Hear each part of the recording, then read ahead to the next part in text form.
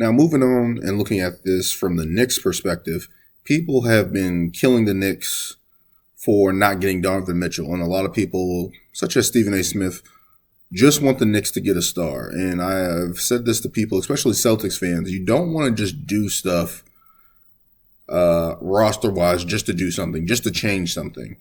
And looking at the details of what was offered and what was proposed or what was rumored, you don't want to give up too much, similar to what they did nearly a decade earlier with Carmelo Anthony, where you really gave up a lot of depth of your team to bring in a star around that much. Of course, they had Chauncey Billups included in that deal. Of course, the Knicks had that 50-win season with Mike Woodson, and then it went downhill from there. But looking at this, Utah wanted R.J. Barrett, Quentin Grimes, 3 first-round picks, and the Knicks countered with Isaiah Quigley and a top 5 protected pick, I believe. Oh, no. Utah wanted R.J. Barrett, Quentin Grimes, 3 first-round picks, and 1 was top 5 protected.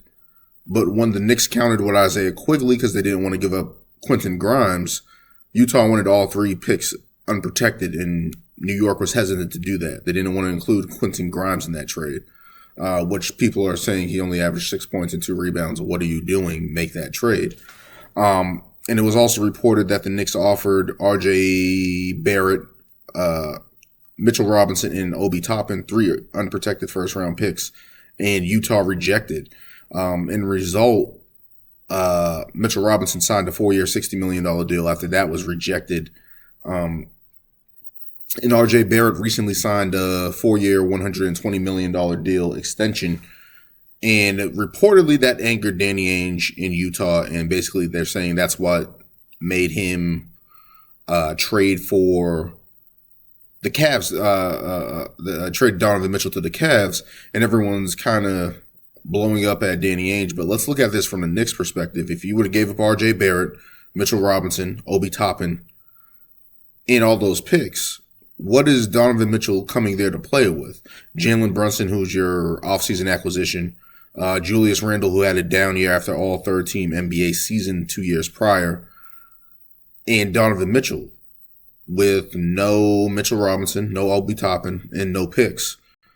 How does your team get better? At that point, it's a desperation move. You're going to try to get rid of Randle, but you might get bad contracts, really, really bad contracts for multiple players, and you don't want that. So how do you move anything? How do you create some type of opportunity there? I don't see, and I said this to people, I don't see Donovan Mitchell moving the needle for the Knicks in that situation. He moves it for the Cavs. That's why he was traded to the Cavs. That's why the Cavs put all those picks in there and pick swaps and stuff like that in there. For the Knicks, if they would have made that move, it would have gutted the Knicks. The Knicks probably would have been a play-in team anyway. How does your team get better from there, especially with that miniature defense, that miniature backcourt, not a really good defense, and not much around these guys? How do you get better? How do you improve this team, especially with Randall's contract? You just signed Julius Randle to a big-time contract.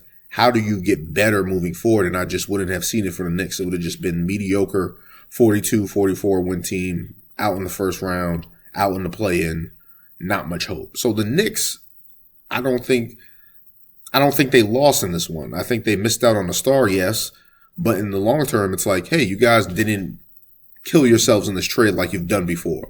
You guys didn't handicap yourselves, putting yourselves in a corner, trading for Donovan Mitchell, giving up assets, young players, et cetera, et cetera.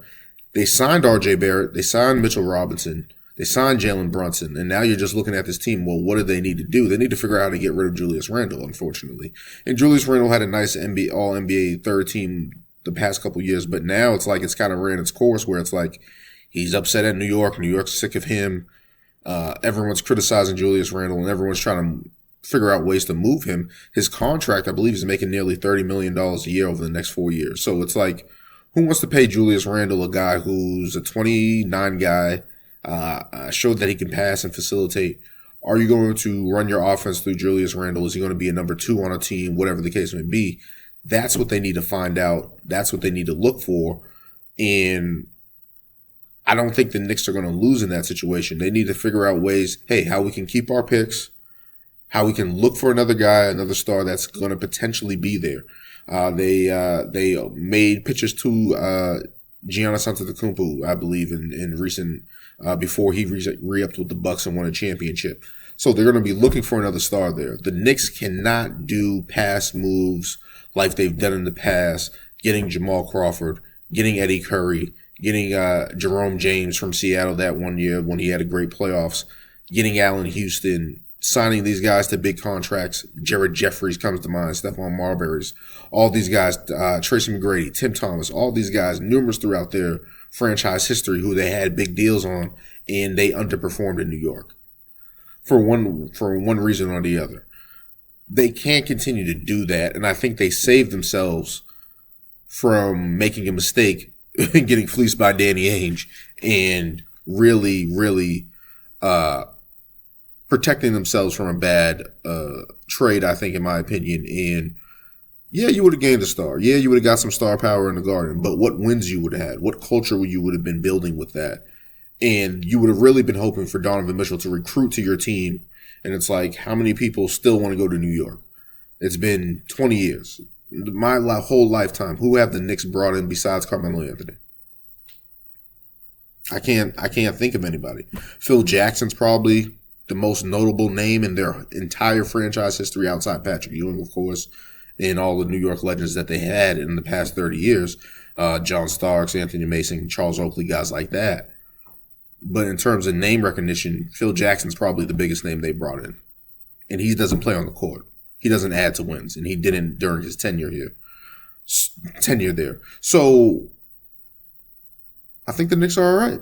I think they need to continue to find suitors for Randall if they can trade him. Hopefully just try to inject some life into Randall so he can be that all-NBA guy. And then you have something there, potentially with R.J. Barrett growing, Obi Toppin continue to see his development, and Jalen Brunson can continue to provide some scoring, probably the best scoring guard they had since Stephon Marbury. And really just try to figure it out that way. Don't shoot yourself in the foot making bad deals because you're desperate. The league knows you're desperate. You're the New York Knicks. They know you're desperate. But make the smart decision. Use those draft picks with Randall and get somebody in there. There's going to be a disgruntled star somewhere in the NBA. There always is, every time. People have suggested SGA, and I'm just trying to think of other players out there who they can target. I can't even think of anybody right now off the top of my head. Maybe De'Aaron Fox in a couple of years, or maybe I don't know. But there's other guys out there that they can be targeting out there.